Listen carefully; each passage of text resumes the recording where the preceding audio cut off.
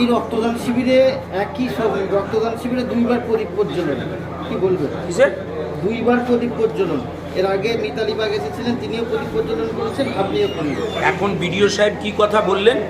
রক্তদাতাদের উৎসাহিত করার জন্য দ্বীপ জেলে আমাদের তারকেশ্বরের বিধায়ক প্রদীপটা জ্বালাচ্ছেন, আর সাংসদ এসেছিলেন, তিনি অনুষ্ঠানের সূচনা করে দ্বীপ জ্বালিয়েছেন।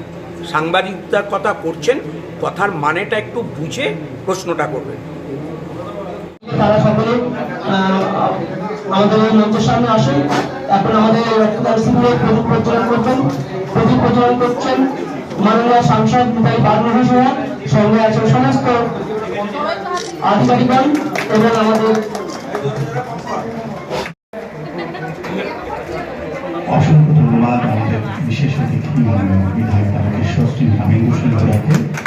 গোঘাট 2 নম্বর পঞ্চায়েত সমিতির উদ্যোগে রক্তদান শিবির। এই রক্তদান শিবির অনুষ্ঠিত হয় গোঘাট 2 নম্বর বিডি অফিসে। এই রক্তদান শিবিরে 60-এরও বেশি রক্তদাতা রক্তদান করেন বলে জানা যায়। এই রক্তদান শিবিরে প্রথমের দিকে উপস্থিত হন আরামবাগ লোকসভার সাংসদ তথা আরামবাগ সাংগঠনিক জেলার চেয়ারম্যান মিতালি বাগ। তিনি প্রদীপ প্রজ্বলন করে এই অনুষ্ঠানের সূচনা করেন। তারপর তিনি রক্তদাতাদের সংবর্ধনা জানান। এরপর তিনি অন্য কাজে রক্তদান শিবির ছেড়ে বেরিয়ে যান। আর তার কিছুক্ষণ পরেই এই রক্তদান শিবিরে মোটর সাইকেল মিছিল সহকারে উপস্থিত হন তারকেশ্বরের বিধায়ক তথা আরামবাগ সাংগঠনিক জেলার সভাপতি রামেন্দ্র সিংহ রায়। এছাড়াও এই রক্তদান শিবিরে সকাল থেকে উপস্থিত ছিলেন গোঘাট 2 নম্বর পঞ্চায়েত সমিতির সভাপতি, গোঘাট 2 নম্বর বিডিও সহ অন্যান্য কর্মাধ্যক্ষরা ও বিভিন্ন পঞ্চায়েত প্রধানরাও। তবে এই অনুষ্ঠানে প্রদীপ প্রজ্বলন হয় দুইবার।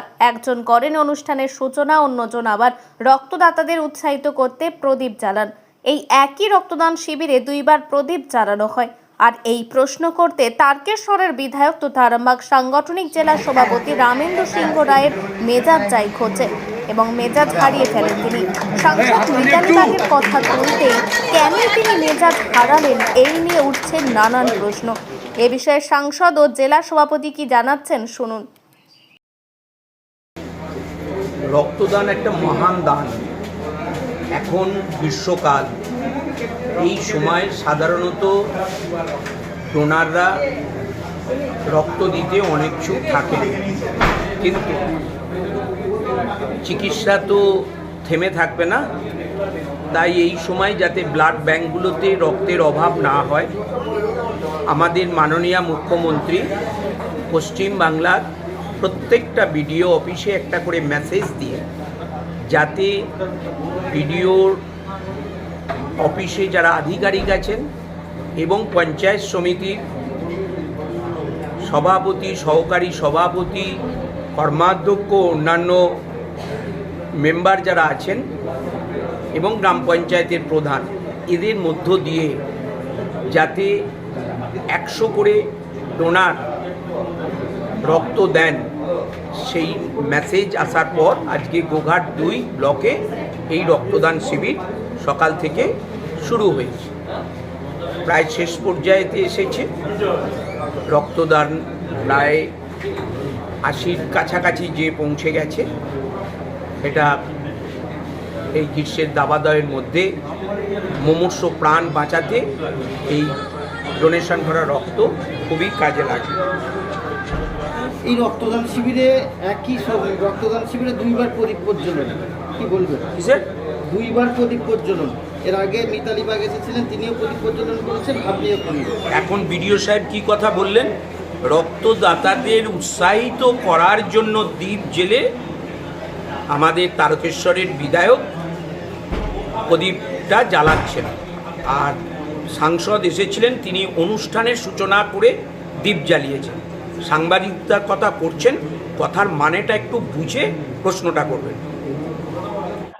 দেখুন ভাই, আমার আমন্ত্রিত ছিল, আমার একাধিক প্রোগ্রাম থাকার জন্য আমি বেশিক্ষণ সময় দিতে পারিনি ওইখানে। তো যথারীতি ওটা আমার একেবারে হোম ব্লক এবং আমি পঞ্চায়েত সমিতির মেম্বারও ছিলাম। তো সেই আমন্ত্রণটাকে অবশ্যই সাড়া দিয়েছি, যেহেতু রক্তদান একটা শিবিরের মতো অনুষ্ঠান। তো আমাকে বলা হয়েছিল প্রদীপ প্রজ্বলন করতে। আমি যথারীতি প্রদীপ সকলকে নিয়ে প্রদীপ প্রজ্বলন করেছি। তো আপনাদের মাধ্যমে আমি জানতে পারলাম যে প্রদীপ নাকি আরো প্রজ্বলন হয়েছে। তো সেটা কেন হয়েছে, কি কারণে হয়েছে, যিনি আজকের আহ্বায়ক রক্তদান শিবিরের যিনি উদ্যোক্তা গোঘাট 2 নম্বর সমষ্টি উন্নয়ন আধিকারিক ব্লক আধিকারিক জয়ন্তদেব মহাশয় বোধহয় আরো ভালোভাবে বলতে পারবেন বিষয়টা।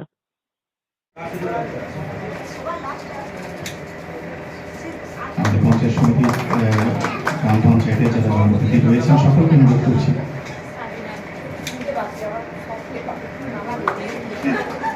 অসংখ্য ধন্যবাদ। এবার আমাদের মাননীয় মুখ্যমন্ত্রী নির্দেশ দিয়েছিলেন যে এই গ্রীষ্মকালে সাধারণভাবে একটা রক্ত সংকট হয়, সেটা মেটাতে সমস্ত সরকারি সেট আপ থেকেই আমাদের জনপ্রতিনিধিদের সঙ্গে নিয়ে রক্তদান শিবির করতে, যাতে আমাদের গ্রীষ্মকালে রক্তের সংকটটা এগোনো সম্ভব হয়। তার সঙ্গে তাল মিলিয়ে আমাদের ঘাটগুই পঞ্চায়েত সমিতি এখানকার সমস্ত সরকারি দপ্তরের সঙ্গে সামঞ্জস্য রেখে তাদের সঙ্গে নিয়ে একটি রক্তদান শিবির আয়োজন করেছে। সমস্ত স্তরের কর্মচারী এবং আমাদের যারা জনপ্রতিনিধি আছেন তাদের মধ্য থেকেই রক্তদাতারা এসেছেন এবং আমরা আশা রাখছি যে আমাদের যারা রক্তদাতা তাদের উৎসাহে এবং আমাদের যে সমস্ত মাননীয় অতিথিরা আছেন তারা এসে উৎসাহ প্রদান করেছেন, সকলের অনুপ্রেরণায় উৎসাহে মূলত আমাদের মাননীয় মুখ্যমন্ত্রীর নির্দেশে তার উৎসাহে আমাদের এই অনুষ্ঠান সাফল্যমণ্ডিত হবে এবং এই ধরনের আরও অনুষ্ঠান ভবিষ্যতে গোঘাট 2 সমস্ত ব্লকেই হবে এবং আমরা আশা রাখবো যে আমাদের মাননীয় মুখ্যমন্ত্রীর উৎসাহে আমাদের এই গ্রীষ্মে কোনো রক্তের সংকট হবে না। কতজন রক্ত দিলেন? হ্যাঁ, আমাদের এখানে প্রাথমিকভাবে লক্ষ্যমাত্রা আছে 60, তার থেকে বেশিও হয়ে যেতে পারে, আমরা উৎসাহ দেখে এখানে। Thank you.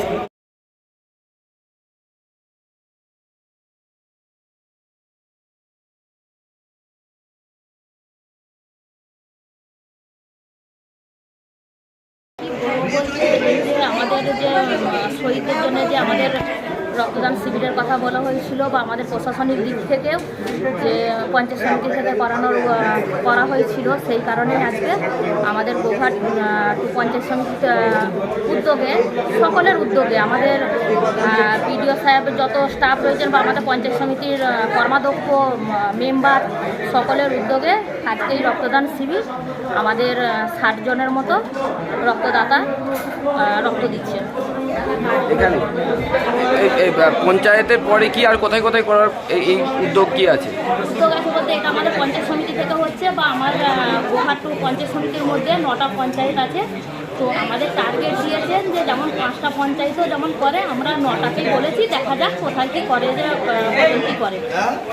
এখন আরামবাগেই রয়েছে প্রাণ IVF ফার্টিলিটি সেন্টার। নিঃসন্তান দম্পতিদের মুখে হাসি ফোটানোর বিশ্বস্ত প্রতিষ্ঠান প্রাণ IVF ফার্টিলিটি সেন্টার। দক্ষিণবঙ্গের মধ্যে সর্ববৃহৎ এবং সর্বপ্রথম ART গভর্নমেন্ট রেজিস্টার প্রাপ্ত IVF সেন্টার এখন আরামবাগেই। অল্প খরচে IVF পরিষেবা, বন্ধাত্ম চিকিৎসার এক অভিনব অধ্যায়। প্রাণ IVF ফার্টিলিটি সেন্টার একেবারে অল্প খরচে পুরুষ ও মহিলার বন্ধাত্ম পরীক্ষা, বন্ধাত্ম চিকিৎসা সবকিছুই হয় আমাদের প্রতিষ্ঠানে। সুচিকিৎসার মাধ্যমে মা ও বাবা ডাক শুনতে পারবেন নিঃসন্তান দম্পতিরা। তাহলে আর দেরি কেন, আজই যোগাযোগ করুন প্রাণ IVF ফার্টিলিটি সেন্টারে।